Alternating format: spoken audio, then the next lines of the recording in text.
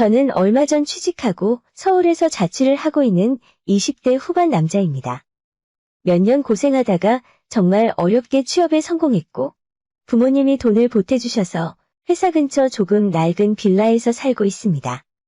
집이 많이 낡아서 시설도 별로고 화장실에서 냄새도 나지만 가격이 주변보다 저렴해서 이곳에서 살 수밖에 없었어요. 조금만 큰 길가로 나가면 시설 좋은 오피스텔도 있고 신축 건물도 있지만 지금 제 상황에서는 그림의 떡이라 나중에 돈을 더 모으면 반드시 이사갈 희망을 갖고 있어요. 워낙 저렴한 동네고 주변 환경이 별로다 보니 저처럼 젊은 사람들은 별로 없었고 나이든 노인이나 근처에 술집에서 일을 하는 것 같은 여자들만 사는 곳이었습니다. 저도 조금 살다 보니 워낙 불편하고 동네도 정이 안 가서 빨리 이사가고 싶은 생각뿐이에요. 고향에는 여자친구도 있었기 때문에 술집 다니는 여자들에게는 눈길도 주지 않았고 나중에 방 2개짜리 집으로 이사가면 여자친구 불러다가 함께 살 계획이었죠. 그런데 제가 사는 집 바로 앞에 어떤 나이 많은 아줌마가 혼자 살고 있었어요. 제가 처음 보는 사람이랑 잘 지낼 만큼 부침성 좋은 성격이 아니었기 때문에 앞집에 누가 사는지 별로 신경 안 쓰고 있었는데 제가 이사 오고 얼마 지나지 않아서 방문을 두드리는 소리에 나가보니 옆집 아줌마가 서 있더라고요. 어머 총각? 이번에 이사 왔나 보네? 나는 옆집에 사는 아줌마인데 이번에 반찬을 너무 많이 해서 이것 좀 먹어보라고 가져왔어. 아줌마는 제 대답도 듣지 않고 반찬통 하나를 제게 건네주고는 바로 돌아갔어요. 요즘 같은 세상에도 저런 정이 있는 아줌마가 있나 생각했죠. 그 뒤로 인연이 되어서 마주치면 먼저 인사도 하고 적당히 친하게 지냈어요. 괜히 이웃 사는 사람끼리 안 좋게 지낼 필요 없다 싶었죠. 아줌마는 나이가 40대 후반이나 50대 초반으로 보였는데 가족은 없어 보이더라고요. 반찬을 나눠주는 것도 먼저 다가와서 말을 거는 것도 그냥 너무 외로워서 그런가 보다 생각이 들었습니다. 조금 짠하기도 하고 원래 잘 챙겨주는 아줌마가 고맙기도 해서 마음이 좀 쓰였어요. 무슨 일을 하는지는 몰라도 밤에 자주 외출을 하고 평소에는 편하게 입고 다니는데 외출할 때는 화장도 진하고 옷도 조금 야시시하게 입고 다녔어요. 아마 제가 생각하는 그게 맞을 것 같은데 혼자 사는 여자가 먹고 살다 보면 어쩔 수 없는 일이라고 생각했죠. 우리 집이랑 옆집 출입문이 바로 붙어 있었기 때문에 웃지 못할 일도 많이 있었어요. 아줌마가 새벽에 술이 취해 집으로 들어오면 집을 헷갈려서 우리 집 문을 두드리는 경우가 많이 있었어요. 그때마다 아줌마한테 여기가 아니고 옆집이라고 얘기해주면 아이고, 내가 실수했네 미안해 라고 사과하고 옆집으로 돌아갔습니다. 그런데 어느 날 새벽 현관문을 두드리는 소리에 잠에서 깼는데 시계가 새벽 5시였어요. 현관 비밀번호를 누르는 소리도 들리고 문이 안 열리자 쾅쾅 두드리기까지 하더라고요. 보나마나 옆집 아줌마라 생각했고 약간 짜증이 나서 문을 열었는데 여기가 아니고 옆집이라고 이야기해도 아줌마는 막무가내로 우리 집에 밀고 들어왔습니다. 신발도 벗지 않고 그대로 들어와서 방바닥에 쓰러져서는 금방 코까지 골며 자더라고요. 평소에도 술이 많이 취해서 다녔는데 그날따라 완전 만취 상태였습니다. 아줌마 여기는 우리 집이에요. 옆집으로 가셔야 해요. 아줌마를 흔들어서 깨워봐도 미동도 하지 않더라고요. 어쩔 수 없이 손님용 이불 하나 덮어주고 그냥 그대로 놔뒀어요. 저는 곧 출근할 시간이라 잠을 더 자려고 했는데 아줌마 코 고는 소리 때문에 잠을 잘 수가 없더라고요. 자고 있는 아줌마를 한참 쳐다보고 있었는데 혼자서 아둥바둥 사는 게 불쌍해 보이기도 하고 마음속에서 짠하다는 생각이 먼저 들었어요. 아줌마의 외모는 솔직히 나이에 비해 꽤나 예쁜 얼굴이었어요. 나이가 있다 보니 날씬하고 탄탄한 몸매는 아니었지만 적당히 살집 있고 볼륨이 있어서 아저씨들이 완전 뻑이 갈 몸매였습니다. 제가 봐도 젊은 시절의 아줌마는 얼굴로 끝발 좀 날렸을 것 같더라고요. 젊은 제 눈에도 충분히 매력적인 외모였습니다.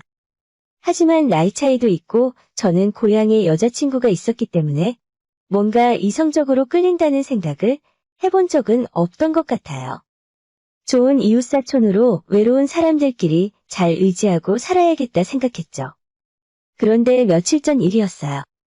제 방이 정말 더운데 에어컨을 틀지 않으면 버틸 수 없을 정도였습니다. 평소에 운동하는 것을 좋아했기 때문에 우통을 벗고 집에서 운동을 하고 있었어요. 옵션으로 달려있는 에어컨을 아무리 틀어도 크게 시원하다는 느낌은 안 들었지만 그마저 없었으면 아마 쪄 죽었을 것 같은 날씨였습니다.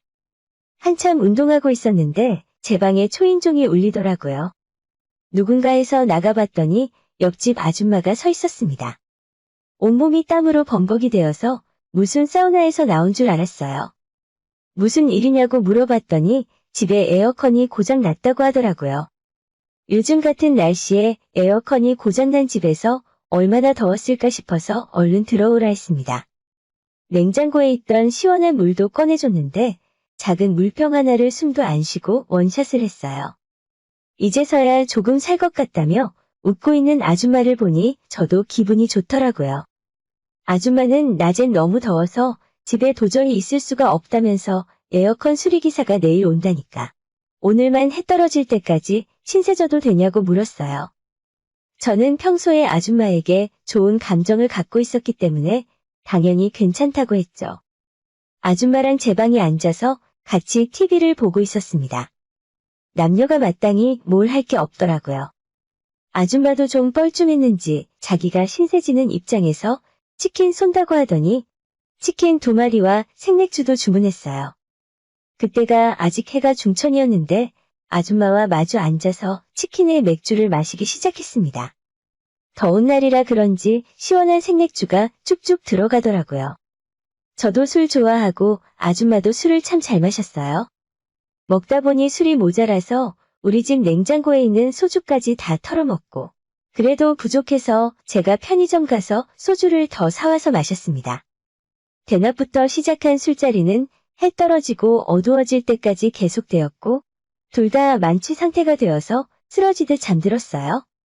저도 자고 아줌마도 잠들었고 한참 자다 일어나니까 제 방 침대 위에 있더라고요. 옆에는 아줌마가 제 쪽을 바라보며 같이 누워 있었어요. 제 방 침대가 혼자 살다 보니 작은 싱글 사이즈였는데 아줌마가 떨어지지 않으려고 저를 끌어안고 딱 붙어서 자더라고요. 너무 더운 한여름이라 둘 다 옷도 얇게 입고 있었는데 온몸으로 아줌마를 느낄 수 있었습니다. 가까이서 보니 아줌마가 진짜 예쁘더라고요. 얼굴도 예쁘고 코도 예쁘고 입술도 도톰한 게 매력적이고 제 몸에 닿고 있는 아줌마의 모든 것이 매혹적으로 느껴졌어요. 한참 아줌마를 바라보고 있었는데 아줌마가 갑자기 눈을 뜨면서 저와 눈이 마주쳤어요. 그렇게 쳐다보니 느낌이 이상하네. 라고 아줌마는 수줍게 이야기했습니다. 제 방 침대 위에서 서로 끌어안고 있는 우리 둘은 뭔가 더 이상의 어떠한 말은 필요하지 않았습니다. 누가 먼저랄 것도 없이 같은 마음으로 입을 맞췄어요. 나이 차이는 우리에겐 중요한 문제가 아니었습니다. 날씨는 더웠지만 아줌마와 저는 더 뜨거웠어요. 그날 이후로 아줌마와 저는 자연스럽게 서로의 방을 오갔습니다. 별일 없으면 저녁도 같이 먹고 사람들 눈이 별로 없는 한밤중엔 같이 손잡고 산책도 다녔어요. 여자친구에겐 미안하지만 저는 바람 피운다고 생각하지 않아요. 제가 사랑하고 결혼할 사람은 당연히 여자친구고 아줌마와 저는 서로 타지에서 외로움을 달래주는 좋은 친구일 뿐입니다. 언젠가 아줌마와 저의 관계도 끝이 나겠지만 그때까지는 계속 지금처럼 좋은 관계로 지냈으면 좋겠네요. 오늘의 제 이야기는 여기까지입니다. 끝까지 들어주셔서 정말 감사드려요. 다들 행복하시고 좋은 하루 보내시길 바랍니다.